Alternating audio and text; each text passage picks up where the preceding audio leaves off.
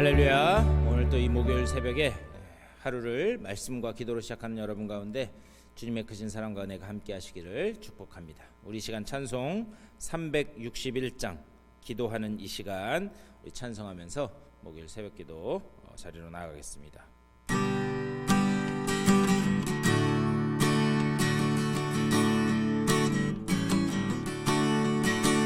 기도하는 이 시간 주께 무릎 꿇고 우리 구세주 앞에다 나가네. 믿음으로 나가면 주가 보살피사 계시는 해를 주네. 거기 기쁨인데 기도 시간에 복을 주시네. 고난 내 마음 속에 기쁨 충만하네. 기도하는 이 시간 주가 곁에 오서 인자하신 얼굴로 귀 기울이네. 우리 마음 비우고 주를 의지하면 계시는 해를 주네. 거기 기쁨인데 기도 시간에 복을 주시네. 고난 내 마음 속에 기쁨 충만하네. 기도하는 이 시간 주께 엎드려서 은밀하게 구할 때 곧 응답받네.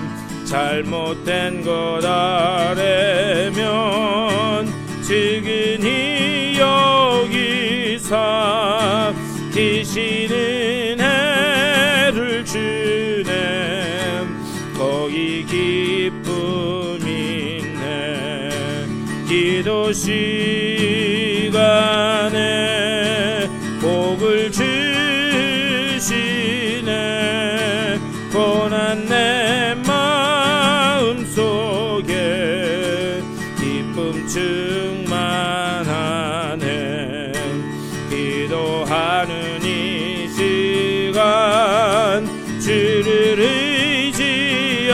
의지하고 계시는 해 구하면 복 받으리라. 의지하는 마음에 근심 사라지고 계시는 해를 주네. 거기 기쁨인데 기도 시간에 복을 주시네. 고난 내 마음 속에 기쁨 충만하네. 기도하겠습니다. 주님의 은혜를 감사드립니다. 우리들에게 귀한 날 허락하여 주시사 또 말씀과 기도로 하루를 시작해 하시니 감사를 드립니다. 우리가 지금 찬양한 것처럼 기도하는 이 시간에 주님께서 예비하신 은혜로 충만하게 채워주실 줄 믿사오니 우리가 주님을 바라보며 또 주님께서 우리에게 부어주실 그 은혜를 사모하는 마음 가지고 기도하게 하여 주시고 또한 주님께서 내게 무엇라 말씀하실까 그것을 사모하는 마음 가지고 오늘 말씀을 대할 수 있도록 인도하여 주시옵소서. 또한 주의 말씀이 들려질 때에 그 말씀 속에서 깨달음이 있게 하여 주시고 그 말씀 붙들고 또 오늘 하루도 주 안에서 승리하는 복된 한 날로 세워 주시옵소서. 감사드리고 주 예수 그리스도의 이름으로 간절히 기도드리옵나이다. 아멘. 우리 하나님의 말씀 보시겠습니다.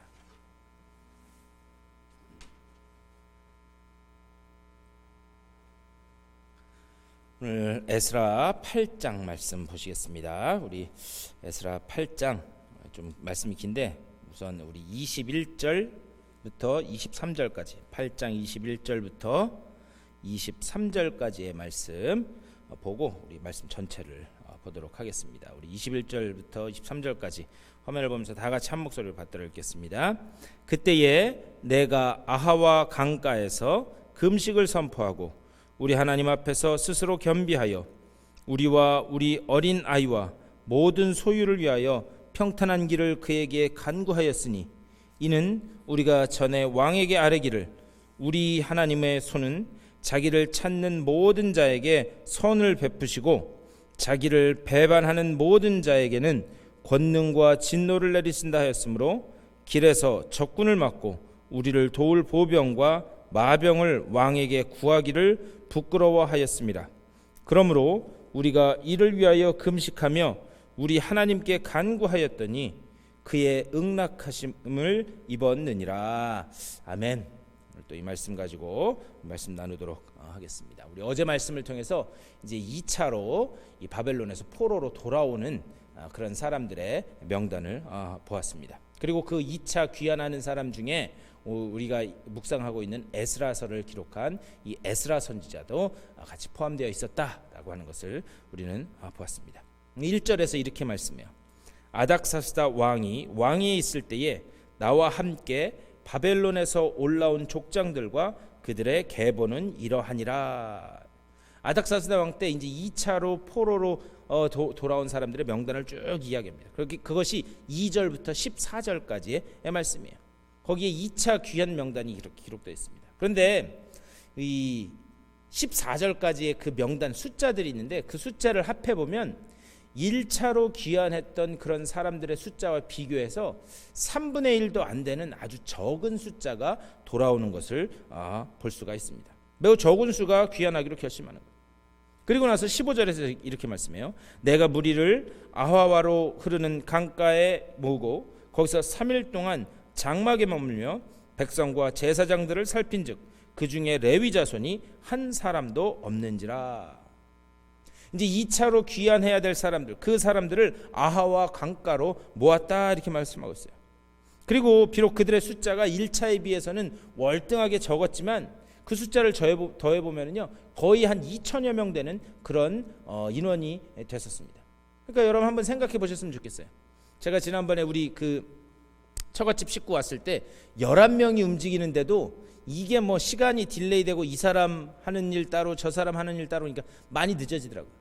그런데 아무리 1차에 비해서 사람 숫자가 적었다고 해도 2천여 명이나 되는 그 숫자가 움직이기로 했으니 준비해야 될 것들이 굉장히 많았을 거예요. 그러면서 그 모든 준비의 과정을 기도로 하나하나 준비해 나가는 것을 볼 수 있습니다. 그러다가 한 가지 문제점을 발견하게 된 거예요. 돌아가는 그 무리들을 이렇게 조사를 해보니까 돌아가는 무리들 중에 제사를 맡아야 될 레위인이 한 사람도 없었다라고 하는 것을 발견하는 겁니다.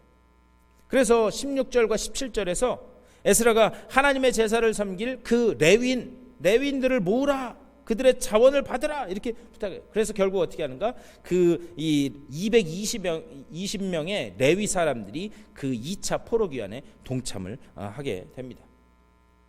근데요 원래 이 말씀을 잘 보면 이 2차로 돌아갈 그리고 선별된 220명의 레위인들은 원래 돌아갈 마음이 없었던 그런 사람들이에요. 돌아갈 의지가 없었던 사람들이에요. 하지만 그 사람은 어떤 사람들인가? 지명된 사람들이었어요. 그러니까 자기 의지는 돌아갈 그런 의지를 느끼지 못했는데 어떻게 했는가? 다른 사람에 의해서 지명된 사람들이었다. 우리도요 이런 일들을 많이 겪습니다. 주님의 일을 하다 보면 내가 그 일을 맡고 싶지 않는데도 내가 지명돼서 사람들에게 추천을 받아서 이런 일들을 하게 되는 경우들이 있어요. 그럴 때 때로 당혹스럽기도 합니다. 또 내가 이 일을 잘 해낼 수 있을까? 불안한 마음이 드는 것도 사실입니다. 그리고 어떨 때는 불편할 때도 있어요. 하지만 우리가 반드시 기억돼야 되는 것은 무엇인가? 우리가 기억할 것은 그 지명된 그 자리가 복된 자리인 줄 믿습니다. 내가 너를 지명하여 불렀나니 하나님은요, 사람을 통해서 그 사람을 부르시는 거예요. 그러니까 그게 그분이 나를 부른 게 아니라 하나님이 그분을 통해서 나를 부르셨다라고 하는, 우리가 그 자세가 하나님의 일을 할 때는 반드시 있어야 된다. 그러니까요, 내가 다른 사람에게 추천을 받았다, 지명을 받았다, 그게 가장 큰 복이다라고 하는 사실을 여러분 기억하시길 바라요. 어쨌든 이 사람들은 어떤 사람들인가? 지명된 사람들이에요.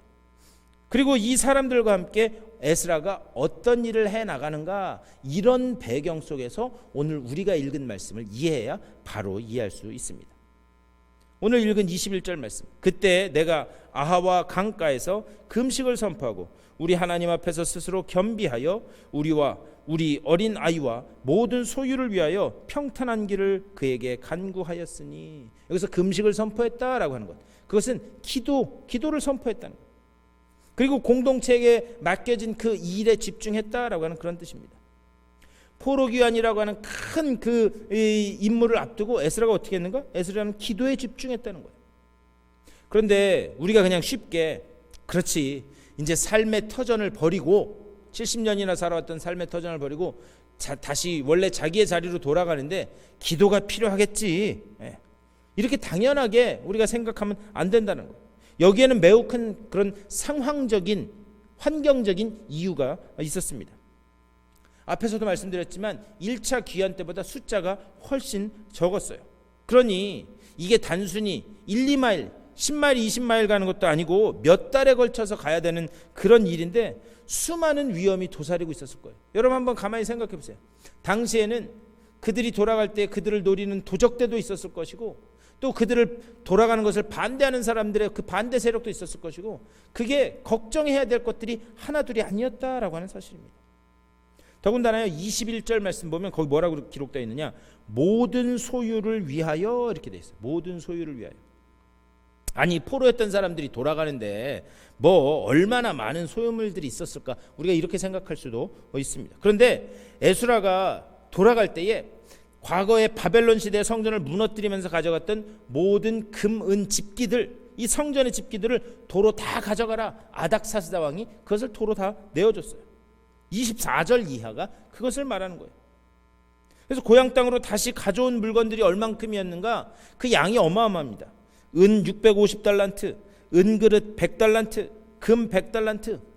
다시 말하면 돌아가는 인원은 적은데 가져가야 될 물건들의 양이 상당했다라는 것을 볼 수 있어요. 그러니까 그것을 어떻게든 탈취하려고 노리는 사람도 분명히 있었을 겁니다. 그러니까요, 기도 없이는 돌아갈 수 없었다는 거예요. 에스라가 포로 귀환을 결정하고 그 사람들과 함께 기도를 할 수밖에 없었던 이유가 바로 여기에 있습니다. 근데 여기에 아주 중요한 말씀이 나와요. 22절 말씀.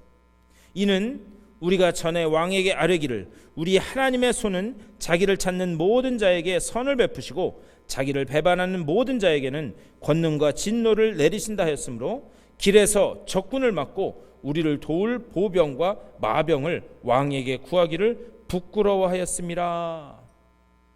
이게 무슨 말이냐? 제가 이걸 스토리로 이렇게 풀어드리면 이런 거예요. 에스라를 비롯한 그 몇몇 이 왕과 또 고관 대적들과 가까이 있는 사람들이 늘 입버릇처럼 하던 말이 있다는 거예요. 그게 뭐냐? 우리 하나님은 전능한 하나님입니다. 우리 하나님은 군대를 무너뜨리기도 하시고 승리하게도 하게 하시는 살아계신 전능하신 하나님이십니다. 이것을 입버릇처럼 계속해서 이야기했다는 거예요. 근데 이제 지금 적은 숫자로 많은 물건을, 많은 소유물을 가지고 돌아가야 되는 그런 상황에 처하게 됩니다. 그러니까요, 현실적인 걱정이 확 닥쳐온 거예요. 현실적인 걱정이 뭐냐? 이거 누가 뺏어가면 어떡하지? 이거 탈취당하면 어떡하지? 그러니까 이렇게 이야기하고 싶은 거예요. 돌아가는 길에 혹시 바사 군대에 좀 이렇게 보내주셔서 그래서 저희를 좀 호위해 주시면 안 되겠습니까? 이런 이야기를 하고 싶은 그 마음이 굴뚝같이 있었다라고 하는 그 상황을 지금 이야기하는 거예요. 그런데 과연 이렇게 말을 할 수 있었을까, 없었을까? 그들은요, 이렇게 말을 할 수가 없었습니다. 왜 그런가? 평소에 한 말이 있기 때문에 그렇게 얘기할 수 없었던 거예요. 만약에 군사 좀 내주십시오 이렇게 하면 바사 사람들이, 아니 예전에 그렇게 입버릇처럼 너희가 믿는 하나님은 전능하신 하나님, 다 지키시고 적군도 물리치신 하나님, 그렇게 얘기하지 않았느냐? 그 하나님이 도와주시지 않겠느냐? 이런 비아냥되는, 조롱되는 이야기를 들을까 봐. 다시 말하면 하나님의 체면이 구겨질 것이 뻔하기 때문에, 그렇기 때문에 그들은 도와달라는 이야기를 하지 못했다라는 거예요. 근데요, 사실 엄밀하게 보면 에스라는 왕에게 구하는 것은 다 얻을 수 있는 사람이었다, 이렇게 말씀해요. 우리 앞에서 본 7장 6절 그 이하에 보면 에스라는 하나님의 은혜도 입었지만 아닥사스다 왕의 그 은혜도 입은 사람이라 왕에게 구하는 모든 것은 얻을 수 있었다, 이렇게 말씀하고 있어요. 그래서 왕에게 말만 하면 호위군사 정도는 얼마든지 얻을 수 있는 그런 사람이었습니다. 그럼에도 불구하고 그거 하지 않았다는 거예요. 왜? 하나님 체면이 구겨질까 봐. 하나님 체면이 구겨질까 봐. 자기가 말한 것이 있기 때문에 그가 그랬다는 거예요. 그래서요, 말을 하는 게 상당히 중요합니다.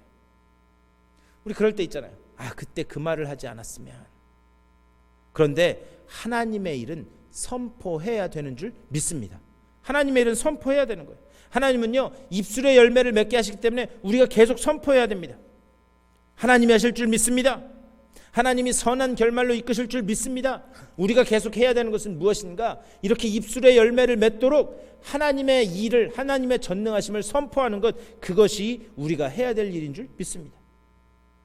우리가요, 전능하신 하나님의 그런 자녀들이라면, 또 전능하신 하나님이신 것을 믿는다면 우리가요, 이 정도 신앙의 배짱은 있어야 된다. 지금 당장 처한 현실은 아무라고 어려울지라도 전능하신 하나님이 우리와 함께 하신다라고 하는 그 확실한 믿음 속에서 이런 신앙의 결기, 이런 신앙의 배짱이 우리가 있어야 된다라고 하는 사실. 왜 그런가? 그렇게 하지 않으면요, 사실 군사적인 도움을 받는 것, 행정적인 도움을 받는 것, 이것은 전혀 죄가 아니에요. 그게 죄가 아님에도 불구하고 그렇게 하면 그것은 인간의 일이 되지 하나님의 일이 되지 않는다라고 하는 사실입니다. 그것은요, 사람의 일이 되어버리는 거예요. 그냥 평범한 일이 되어버리고 마는 겁니다. 바로 이때 그것을 끊고 오직 살아계신 하나님에게만 구하는 그런 신앙의 결기, 그것이 우리에게 있어야 할 줄 믿습니다. 그래서요, 우리 스스로도 하나님은 살아계신 하나님이시구나, 우리 스스로도 그것을 체험하지만 우리의 사건을 통해서 세상이 저들과 함께 하신 하나님은 살아계신 하나님이시구나 라는 것을 볼 수 있게 해야 되는 줄 믿습니다. 그러면서 마지막으로 23절, 그러므로 우리가 이를 위하여 금식하며 우리 하나님께 간구하였더니 그의 응답하심을 입었느니라. 여기서 우리가 반드시 깨달아야 되는 게 뭐냐? 기도했더니 하나님 응답하셨네, 그 이야기를 하고 있는 게 아니에요. 기도했더니 응답하셨네. 기도가요, 내 조건이 되어버리면 그 기도 자체도 이미 행위가 되어버린다는 거예요. 우리는요, 행위를 위해서 하나님 앞에 기도하는 게 아니라는 거예요. 기도했더니 이것이 중요한 게 아니에요. 왜 그런가? 여러분 솔직히 그런 경험들 있지 않으세요? 어느 순간인가 내가 소망하고 바랬던 게 이루어졌어요. 그런데 내가 예전에 그 응답을 위해서 옛날에 기억했던 것도, 기도했던 것도 잊어버리는 그런 경우들이 있습니다. 저도 그럴 때가 많이 있어요. 그럴 때마다 제 스스로가 얼마나 부끄럽고 창피한지 몰라요. 그러니까 내가 기도했는 것도 잃어버리는 그런 사람인데 내가 기도했더니 그게 아니라는 거죠. 하나님이 응답하신 것은 표면적으로 그들이 기도했기 때문에 응답한 것은 맞습니다. 하지만 성경 전체를 통해서, 오늘 이 8장을 통해서 하나님이 하고 싶은 말씀은 무엇인가? 18절 말씀, 우리 하나님의 선한 손에 도우심을 입고, 우리 하나님의 선한 손에 도우심을 입고, 또 22절 말씀, 우리가 전에 왕에게 아뢰기를 우리 하나님의 손은, 그러니까 이렇게 말만 해도 하나님 듣고 계신다는 거예요. 그리고 31절 말씀, 첫 달 12일에 우리가 아하와 강을 떠나 예루살렘으로 갈새 우리 하나님의 손이 우리를 도우사 대적과 길에 매복한 자의 손에서 건지시니라.